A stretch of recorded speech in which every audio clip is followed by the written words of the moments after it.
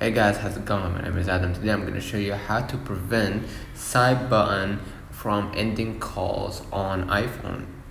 So first of all, what you're gonna do, you're gonna just go ahead into the settings and then scroll to the accessibility, and then under physical in motors section, select touch toggle on the switch next and to prevent lock to end call. So let's go back to our screen, improve that one. Go ahead to the settings, scroll a little bit down, accessibility, and then just go ahead right here into the touch basically, right? And under the physical and motor section, select touch toggle on and then just switch next to prevent lock to end call. So you will see, in the assistive touch,